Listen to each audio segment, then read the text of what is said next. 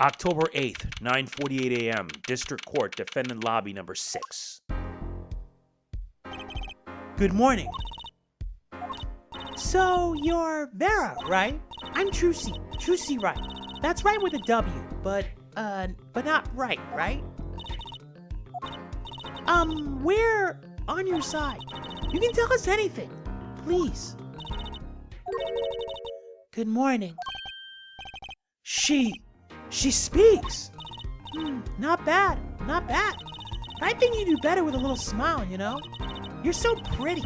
You need to sell yourself, you know? Trucy, let's take it easy for starters.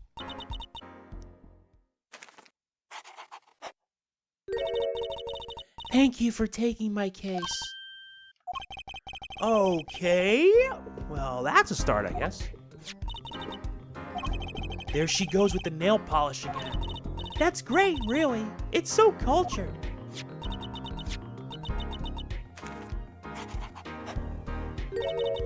Wanna try? Woo, really? Girls. The victim, Drew Misham, was a forger, and a stolen painting was found in his studio. A life of crime, really, and maybe one that led to his death. October 8th, 10 a.m., District Court, Courtroom number 3. Well, we will now, begin the trial of Vera Misham. Is the judge okay? His voice is all raspy and he's looking around all nervous like. The repercussions of today's trial will most likely be felt for a long time, and may indeed alter our legal system forever. Today is a test of the jury system, and the first step toward a new order in our courts. Daddy's secret mission. The jurists will function like a jury. It is hoped their inclusion will help the courts to better reflect the people's will. Why aren't there any jurists in the courtroom? 3 closed-circuit cameras watch this courtroom at all times. The jurists have access to everything that transpires. Jurists judge well and judge cool. Now see here, Prosecutor Gavin. I was gonna say that. My apologies, Herr Judge. Jurists, judge today's trial coolly, if you would be so kind. The jurists are unbound by the letter of the law. They don't affect the trial with evidence, but by their feelings. And we're about to find out just what effect they're going to have. Very well, Prosecutor Gavin. The details of the case, if you would. The victim is the painter, Drew Misham. He was killed in his own studio. His coffee was poisoned. By whom, you ask? By none other than the defendant, Vera Misham. Objection! There wasn't any poison in the coffee. Achoo! Someone has been doing their homework. Indeed, poison was not present in the coffee, but on the mug itself. The mug? Residue was found on the rim, I see. The autopsy report describes the manner of our victim's death. The court accepts this as evidence. According to this report, the victim's death was caused by atroquinine poisoning, a chemical compound that does not occur naturally. Lethal dosage is a mere 0.002 milligrams. A touch of atroquinine in the body is the touch of the Reaper's scythe. Very well, Prosecutor Gavin, you may present your witness. I have for you today a simple man for a simple case. A man who witnessed the murder in its entirety. That journalist, no doubt. The witness will state his name and occupation. Right! Well, for starters, my name's Spark Brushel. My job is a lone observer of the world. In other words, a freelance journalist, right? If you don't mind, I like to state something here for the record. Yes, Mr. Brushel?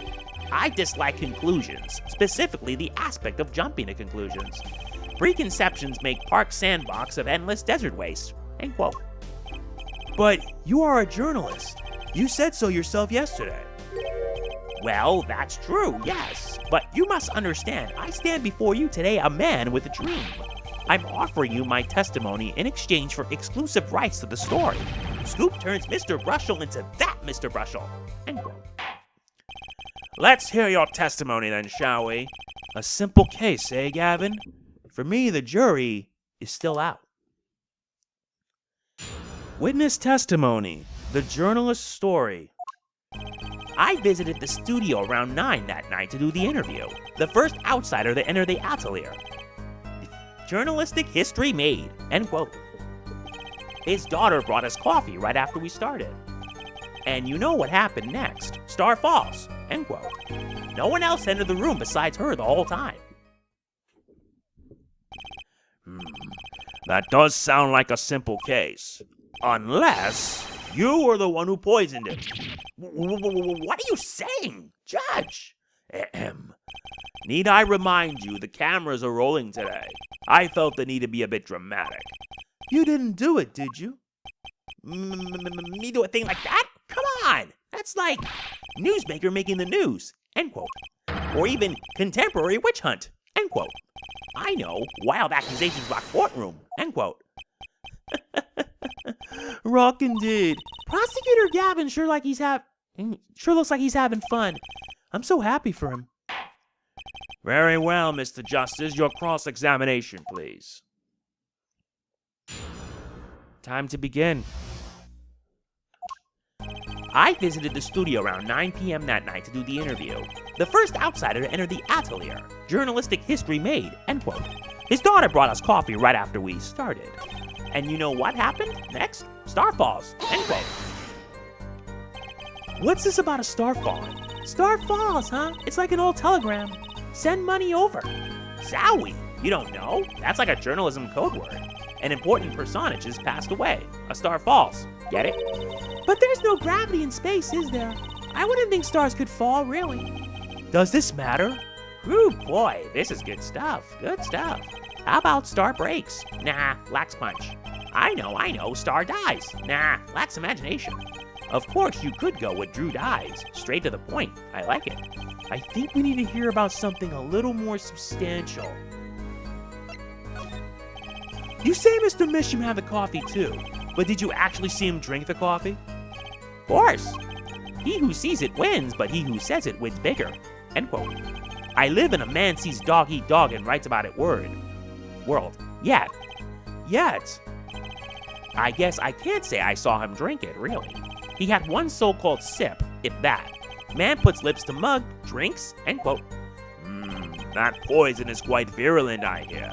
My stomach did a so-called somersault, since I gulped down that coffee without so much as a second glance at it. Wait, maybe something's there. Some kind of so-called trick. Anyone want to venture a guess? For the record? Does this guy have a pause button? Well, Mr. Justice, did you find that testimony valuable?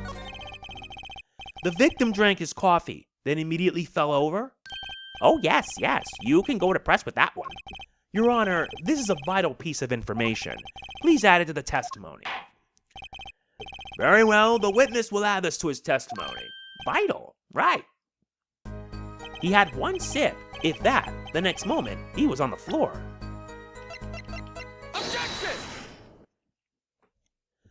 You know what I have a problem with? A particular property of the poison used. Atroquinine.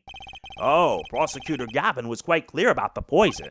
A lethal dosage of 0.002 milligrams paralyzes the central nervous system.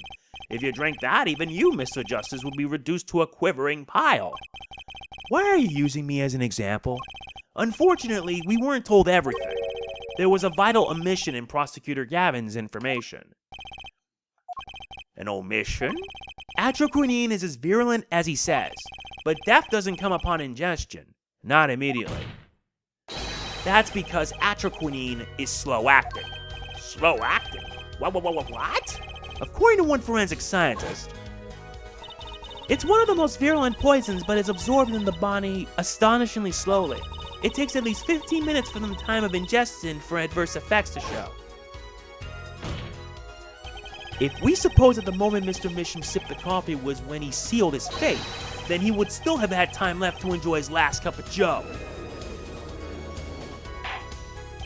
Order! What's the meaning of this? If what the defense says is correct, why, that contradicts the entire testimony we just heard. Well, Mr. Brushel, anything to say? On the record. Slow acting. SLOWACT. It was virulent, all right. Even then, it had already been digging its claws into the journalist. He's working on his scoop. Objection! It's Brushel, yeah? Herr Brushel, let's take a trip back down memory lane. Huh? Did the victim really die the instant he took a sip? Think it over. This is vital. You know what I think? I think that was a not-so-subliminal suggestion. End quote. I admit, it does cause a problem if he died when you say he died. I would be forced to say auf Wiedersehen to my simple case. And you would be forced to say farewell to your article. Come again? You can't write a story based on conjecture, can you? And as the case drags on, other reporters will pick up the scent. And you'll be forced to kiss your exclusive scoop goodbye. Scoop? Scoop? Look, just wait a second. Just 1 second. We're waiting. Out with it. I think I just recalled the so-called important detail. A revival of recollection, end quote. A story survival, end quote. Attorney utterly confused, end quote. Actually, I did notice something when I visited the studio. I heard a poison that takes its sweet time, see? But not what I've been saying for the last few minutes, apparently. Mr. Russell, are you saying you noticed something that explains what happened? You bet I am. The antidote for a poison is contradiction, end quote, you might say. Or, I still have no idea what you're talking about, end quote, I might say. I figured it out, but only after an in-depth interview. See, thanks to my journalism skills, I know who poisoned that coffee. Order! As far as I can tell, the witness is standing by his testimony that Mr. Misham died the instant after he drank. Of course I'm standing by my testimony, and my dream of exclusive rights to the story. I suppose it was too much to hope for. What was? Of course, he wouldn't choose a simple case, not him. Him? Phoenix Wright. Who else? Herr Brushel, report for us if you would. What is it that you noticed? This court is a critical trial of the juris system. I'm afraid no room for doubt is permissible. You will testify to the court about what you noticed. All right, then. When I arrived at the studio, Mr. Misham was at his desk. He seemed to be writing a letter, but he quickly sealed the envelope. I thought nothing of it at the time, of course. Now that I think about it, what if he was writing a suicide note? A suicide note? Yes, he had this look on his face. Man's face inscrutable as a quadratic equation, end quote. Suicide? Poor Mr. Misham. But that means Vera's innocent. Would someone commit suicide in the middle of an interview? Oh. Very well, you may begin your cross-examination. Something's not right with this. When I arrived at the studio, Mr. Misham was at his desk. He seemed to be writing a letter, but he quickly sealed the envelope. So he put the letter away when he saw you? Early reporter gets worm, end quote. That's my secret. I'm not sure I follow. It's the night of the interview. I arrive 15 minutes ahead of schedule. The handle turns, the door opens, and I barge in. Are you sure that's okay to do? I mean, isn't that unlawful entry, really? Mr. Misham sure seemed to think so. You should have seen him. He crammed his letter in that yellow envelope as fast as he could. I know a secret when I spot one, and that was one. It does seem significant. Well, Mr. Justice, I wonder. It does have the ring of something important. The defense finds the testimony vital, Your Honor. Very well, please add it to the testimony then. Hey, why not? My account comes free of charge. It was a yellow envelope. I heard it was left at the crime scene. Nope, not yellow. Objection! Red. As it just so happens, there was a single letter in a desk drawer at the scene. In a red envelope. What? Prosecutor Gavin. Yes? Was a yellow envelope found at the scene of the crime? Unfortunately, no. But Herr Fouad, it's easy to mistake the color of an envelope. I guess, but not this envelope. You see, it was postmarked already, 7 years ago. Well, Mr. Brushel, I can explain that. Drew, right, he wanted to get the letter in an envelope pronto. Get it out of sight of my beady eyes, right? So he grabbed the nearest envelope and crammed away. And what about the whole red and yellow envelope contradiction, chump?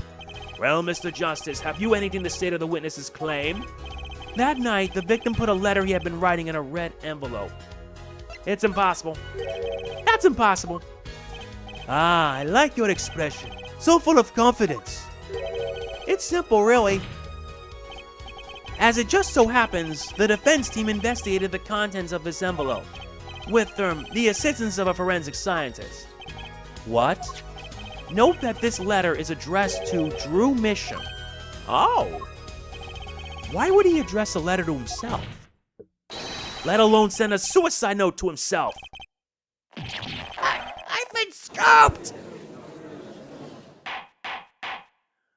Order, order, order! Mr. Brushel, can you explain this to the court? Oh my, how could I have forgotten? I suppose this happens to the best of us. Reporter gets old, forgets lots, end quote. I'm still waiting for an explanation, Mr. Brushel. Well, that's the thing, see? After he put his letter in that envelope, Mr. Misham sat there searching his desk drawer for something. His desk drawer? Yes, a stamp, a so-called postage stamp, end quote. A stamp? Whatever for? Well, to mail his letter. What else? And then, why, yes, I think I saw him put it in his letterbox. Yes, it was a yellow envelope, and he put it in that box. Well, apparently this yellow letter has nothing to do with it. Oh, I wish it did. Just think if that were a suicide note. What a story. Star writes suicide note in front of reporter. False. End quote. Ahem. As I was saying, that has nothing to do with this case. That said, yes, Your Honor, it makes me wonder about the contents of that red envelope.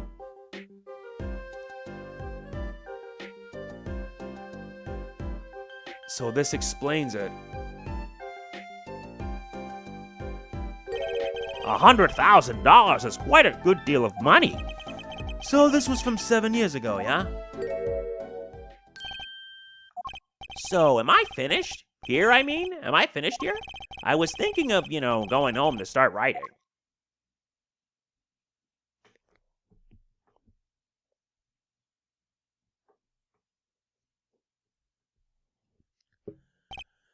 I hate to state what should be pretty obvious to anyone, but when you catch the scent of a story, you make that a rather unique face.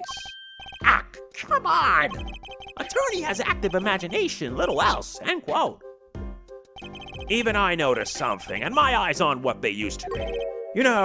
I'm starting to understand what all this perceiving stuff is about.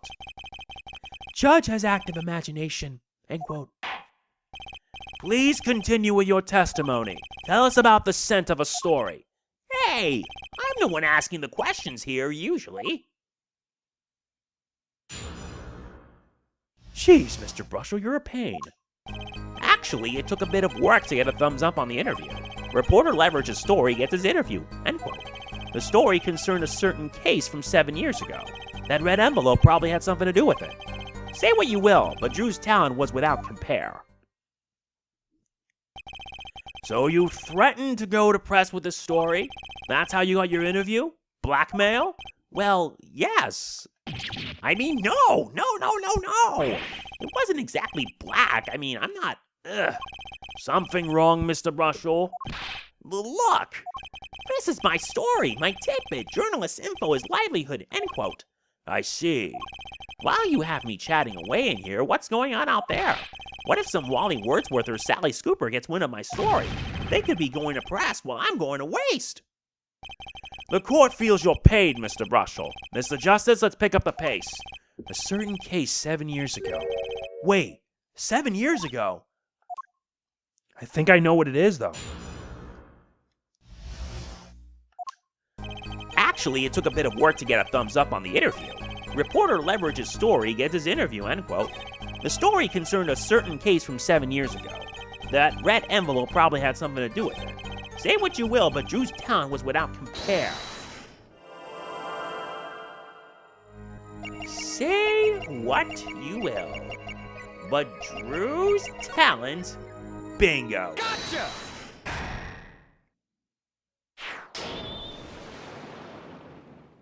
Sweat much, Mr. Brushel?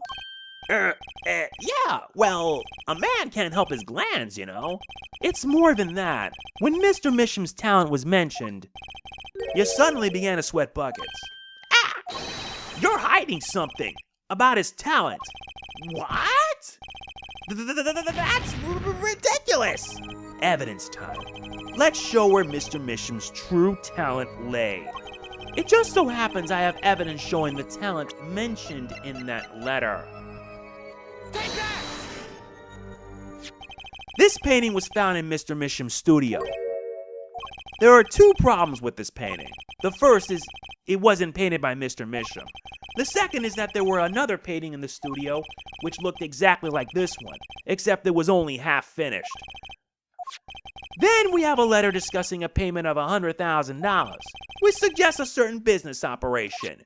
The business of making forgeries.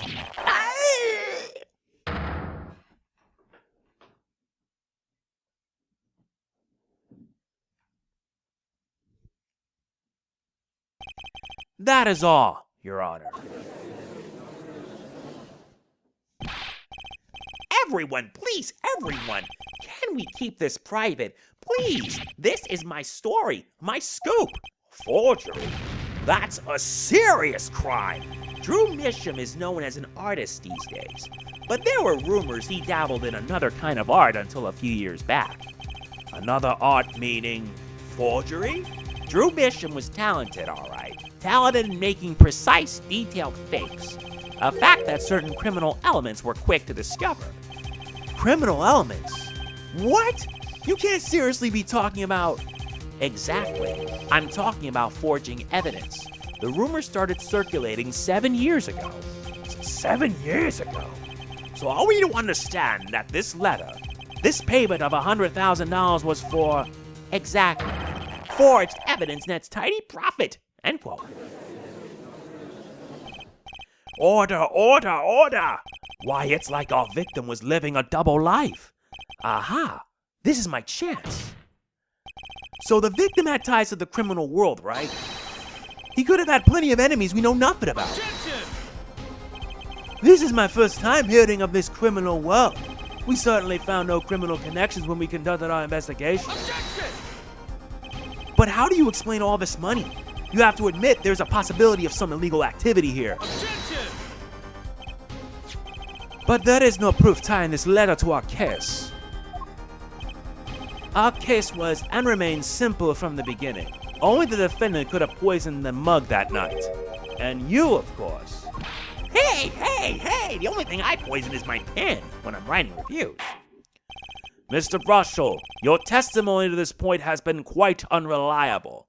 It doesn't speak well of your reporting acumen. What are you talking about? My journalism's rock solid. Journalism's so solid you can stand an elephant on it. End quote. In any case, let's hear a summarized recap of your testimony.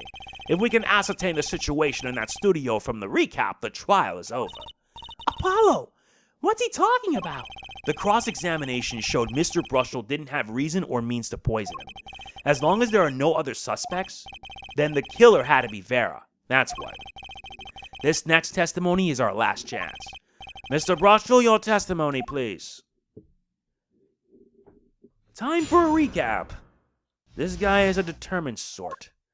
The only other person in the studio that night was the defendant. It was Vera, who poured the coffee. She's admitted as much herself. The only thing that touched Drew's lips during the interview was that mug, and nothing left that studio after he died. Nothing. Clearly, the only one who could have poisoned him was his daughter. A nice testimony, clear, succinct, and without room for doubt. Aw, shucks. You really think so? I believe this clarifies the situation that night. Very well, Mr. Justice, you may begin your final cross-examination. Right. I still have one trump card left to play, and I won't let this trial end until I use it.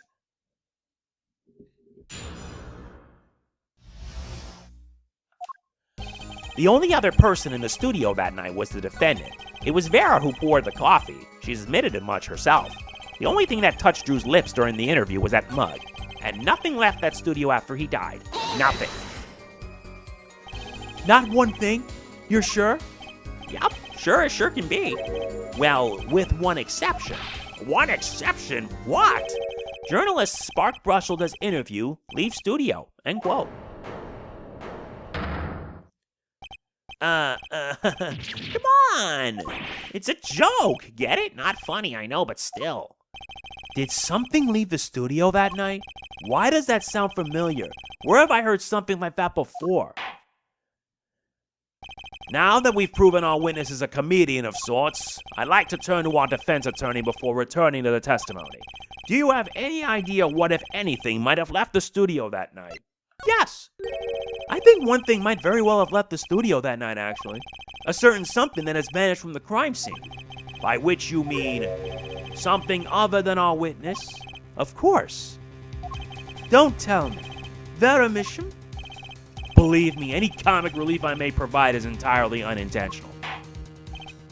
Then let's see what you've got for us, Mr. Justice. Well, this thing wasn't at the scene of the crime, so I can't show it to you. But I do have evidence that shows how it could have been taken from the scene. The letterbox. This is the only link between that studio and the outside world. A letterbox? What did Mr. Brushel just tell us? When he entered the studio on the night of the murder, the victim had just finished writing a letter. Yeah, I said that. And yeah, it was true. Furthermore, you went on to tell us that he put the letter in a yellow envelope and put it in the letterbox. Ah, but that very same letterbox was empty. In other words, that night, the yellow envelope disappeared. Objection! Ah, yes, intriguing. So an envelope has disappeared from the scene of the crime. Of course, this changes nothing. Huh? He has a point, Mr. Justice. What we're trying to figure out here is how the poison got into Mr. Misham. Is it really important that this envelope the witness says he saw disappear? Well, if it did disappear, then something did leave the studio that night. That seems very important to me. Very well then, the witness will add this to his testimony. You got it. I still think this fails to change anything, Half-Forehead. I wouldn't be so sure. A letter disappeared from the crime scene that night. This is exactly the opening I've been looking for. A letter was put in the post from the studio, but I hardly think that matters. Hold it! You're sure about that? Well, to be really precise, I was busily gobbling mint candies the whole time. One of these candies might have been poisoned. Objection! Yet, at the time of the autopsy, no fresh fragrance of mint filled the room. And no mint residue was found. It was a long shot anyway. Don't tell me you're still trying to prove this. You think the victim ate, drank, or otherwise ingested something other than coffee? Well, Mr. Justice, if you have some proof, The possibility is there. I could feel it. Just maybe not prove it. Not yet. And possibility isn't gonna cut it. Not now.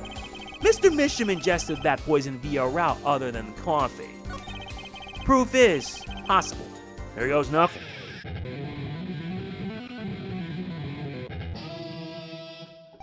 You do understand what we need, yeah?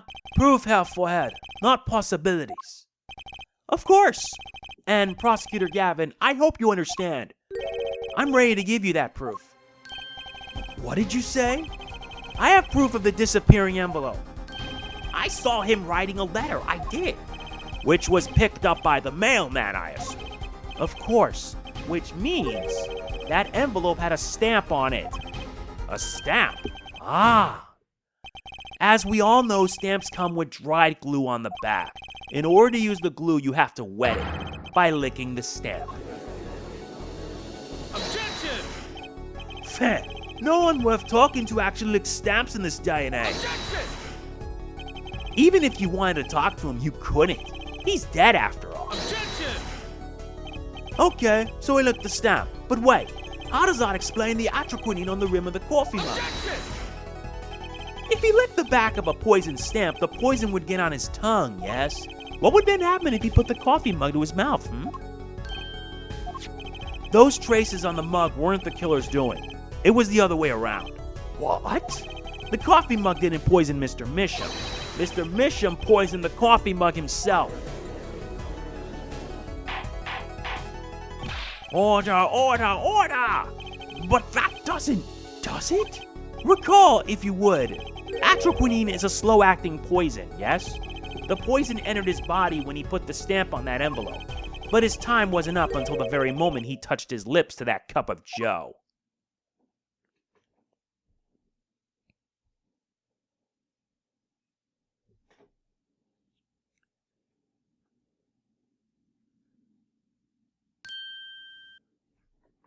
You have something to add, Mr. Brushel. Uh-oh. His nose is picking up another scent. As I believe I mentioned earlier. Well, that's the thing, see? After he put his letter in that envelope, Mr. Misham sat there searching his desk drawer for something. Yes, a stamp. A so-called poacher's stamp. End quote. But you know, I don't seem to remember him ever finding one. Maybe he just run out. Incidentally, we searched the desk drawer at the scene of the crime. There were no stamps, not a single one. That does pose a problem. How will you prove that the stamp was coated with poison? Actually, I'm glad no other stamps were found. It makes proving the stamp you used was poisoned possible. Good show, good show. You can't even prove there was a stamp at the scene in the first place. Well, let's hear what the defense has to say anyway. Where's your evidence that proves the existence of this poison stamp? This tiny frame. Take that! Well, that certainly is a cute little frame, and by little I mean really little. It was on the victim's desk, Your Honor. Quite empty, as you can see for yourself. I noticed that too during my inspection. So what? Apparently you weren't as observant as you should have been. You see, when you saw this frame, it was missing something quite important. Missing something? Yes, a pale bluish stain on the inside of the frame. Atroquinine residue. What? Why wasn't I told about this? The frame is only 2 inches square. The face of the frame is even smaller. Maybe an inch wide at most. You aren't sighing. Oh, but I am. Tell me, what fits in such a small frame? A commemorative stamp, perhaps? Order, order, order! The poison stamp was in this frame?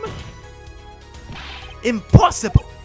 Prosecutor Gavin, why would he put something like that on his desk? Don't tell me he had it there so he could commit suicide if the mood struck. You know, can I say something? I had a thought, see? What, Mr. Brushel? And please stop jittering around like that. The victim was a forger, right? There's a lot of money in that line of work. Forger forges friends, makes enemies too. End quote. So the poison stamp might have been a murder weapon aimed at him? Objection!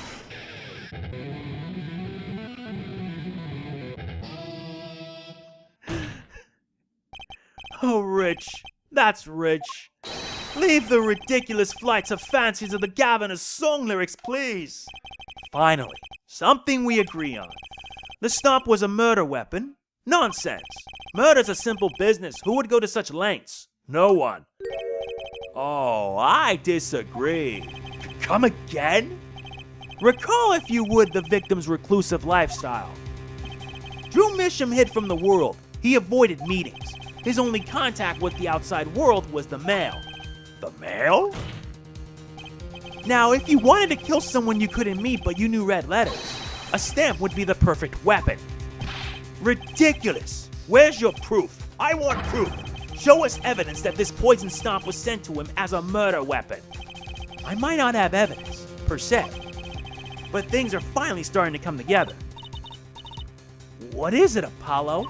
Your fists are trembling. I think I know what happened. I don't believe it, but I can see it. I think I know how Mr. Misham was killed. Well, fill us in, Mr. Justice. A certain piece of evidence points to the truth, Your Honor.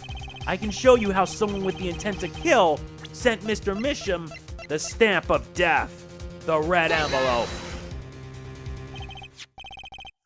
Isn't this the envelope, the one from 7 years ago? Think about the text of the letter again. There were 2 pages in the envelope. This is page 1. And this is page 2. I want to draw your attention to one phrase in particular. Send in the enclosed envelope with the enclosed stamp within 3 days. The enclosed stamp, Your Honor. Ah. In other words, if I have this straight, the stamp, poison, on the stamp, lick, lick, gasp, end quote. Now, what if he had done exactly as the letter asked? He would sign the document, put it in the envelope, and put the stamp on it, right? Then he would put it in his letterbox. 15 minutes wouldn't have elapsed between affixing the stamp and mailing the letter. But the clock started ticking, and when the time came, he drew his last breath, and the murder weapon would be taken away from the scene. Quite conveniently, thanks to the postal system.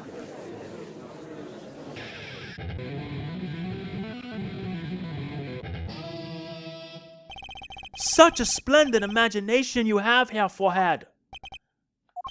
Let me confirm one thing with you, if I might. So this poison stamp was inside the envelope from 7 years ago. Is that what you have us believe, really? Well, it is a little bit of a stretch, but there's a possibility. Yes, a very small possibility. How small, I wonder? A poison stamp in this envelope? A stamp that then became the murder weapon? How do you intend to prove a seeming coincidence? Well, it was 7 years ago, and we don't even know who sent that letter.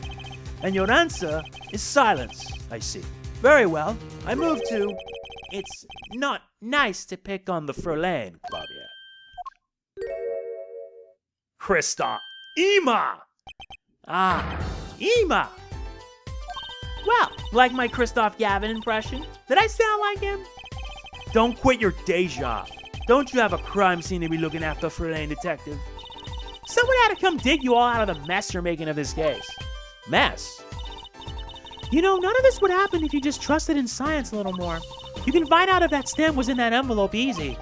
Care to explain yourself, Fraulein detective? Learn me all you want, but science is on my side. It's all on the residue, right? That's right! The poison detection spray! Produce the red envelope at once. You can open it on the authority of the court. Right here. Well, would you look at that? No mistaking it. That's atroquinine residue. I don't believe it. A murder weapon from the past? Now 7 years later, it bears its fangs at last. Objection! Absolutely outrageous. Tell me why. Why didn't this murder take place 7 years ago? Well, there's one possibility. Maybe Mr. Misham figured it out. Figured what out? He realized that the person who sent that letter wanted him dead, so he sent his reply with a different stamp. And put his decisive evidence in a frame.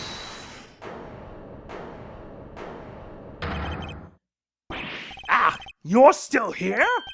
Can I make a statement here on the record?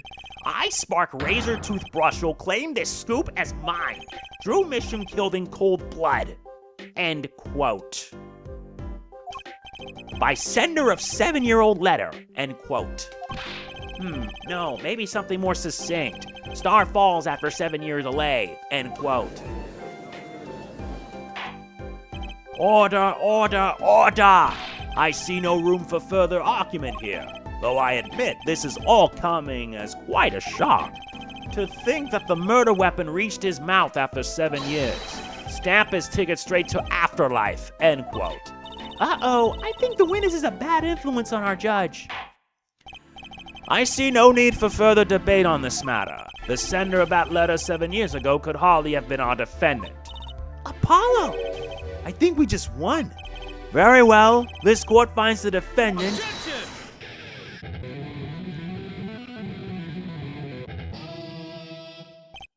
Is this the bright future of our legal system? Prosecutor Gavin! A ticket to the afterlife from 7 years ago. Tickets for Gaviner's shows are invalid after 2 weeks. But it doesn't make sense any other way. It boggles my mind that so many people haven't noticed this. There's a fatal contradiction in Herr Forehead's claim. contradiction! A poison stamp was placed in this envelope 7 years ago, whereupon it was framed until now. If that's the case, then why would Drew Misham have done what he did? Ema explained that. He must have realized it was poisoned. Therein lies the rub. 7 years ago, the forger Drew Misham sensed a trap and put the stamp in a frame. I do not debate this, but this begs the question, why 7 years later did he use that stamp on the night of the murder? Surely you don't mean to suggest that Mr. Misham simply forgot? He put the murder weapon in a frame on his desk for 7 years and forgot? You expect us to believe he's sprying the trap on himself?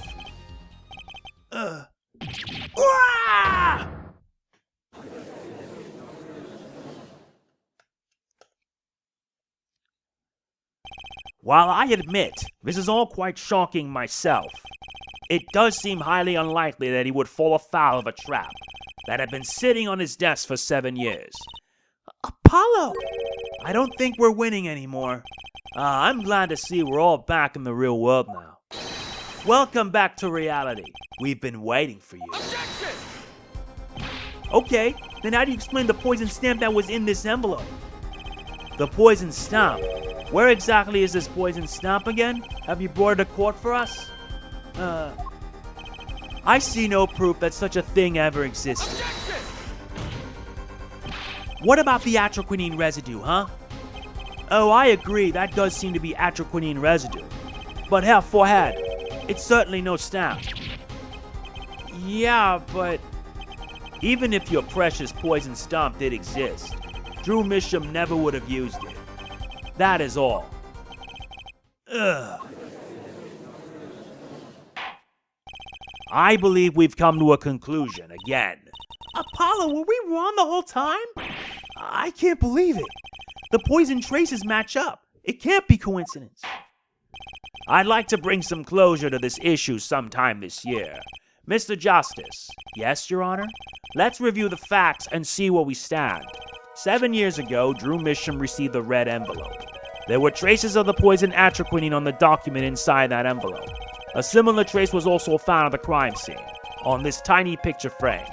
The defense has indicated the possibility of a yellow envelope, an envelope that left the scene of the crime with the poison stamp on it. Yes, but even if this envelope contained a poison stamp, and Drew Misham, knowing this, put it in a frame, he never would have used that stamp. I'm afraid you're right, which means there is a fatal flaw in the defense's case. I haven't been on the wrong track this whole time. I'm sure of it. The traces of atroquinine, the envelope, the frame, and Drew Misham's mysterious death, they're all connected somehow. Well, Mr. Justice, do you have a conclusion for us? The defense stands by its case, Your Honor. We've seen that the logical outcome of the evidence makes no sense, which means that one of our clues must be a fake. Ah, fake clue. Fascinating. And if we find this fake, your wild fantasies will prove quite reasonable, yeah? The fake clue that's thrown us off the poison's trail is none other than Drew Misham. The victim was a fake clue? I'm afraid I don't understand. I'll explain. We have an envelope, a frame, and a mug linked by poison. That all makes sense.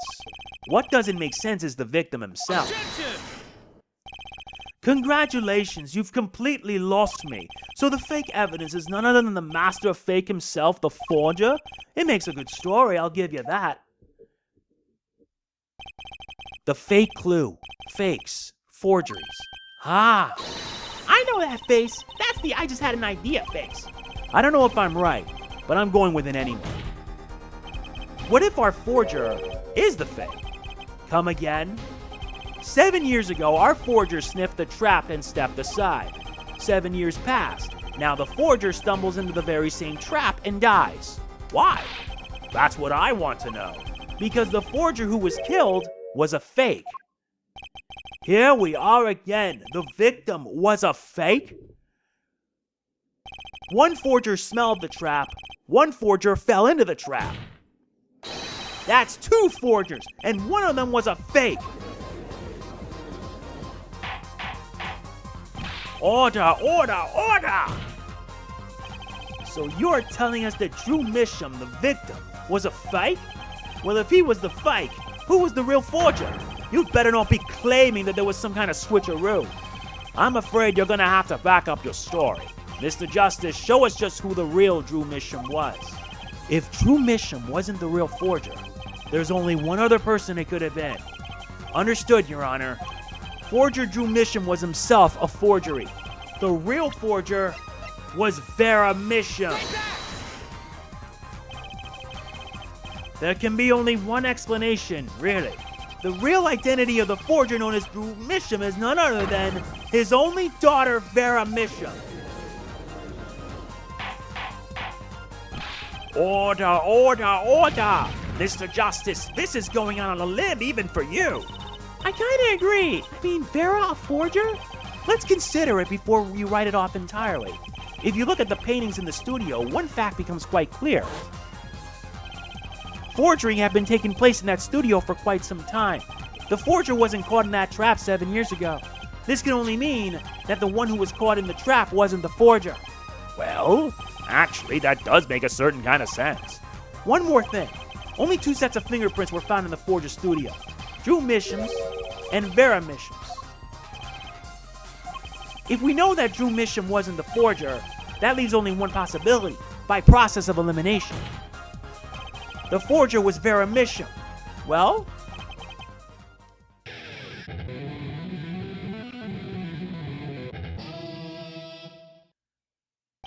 fascinating.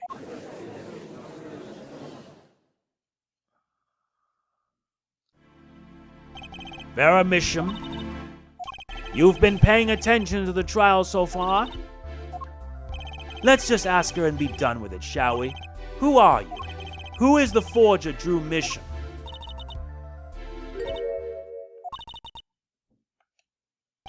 Was that an expression of emotion I saw on her face? She's staring holes in the prosecutor Gavin's face. I'm used to being stared at by Frolanes, believe me. Though they usually talk to me too. Tell us, were you the one who forged those works of art?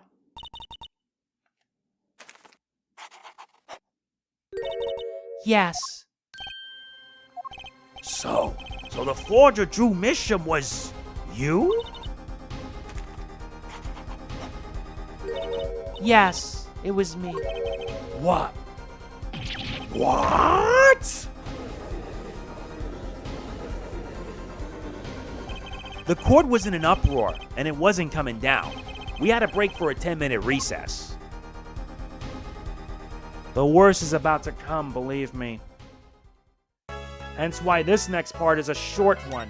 Why short? Just know it's going to lead to something unexpected. If you enjoyed this, hit the like button, it means a lot. Please do not forget to like, comment, share, subscribe, click the bell. I'll see you then.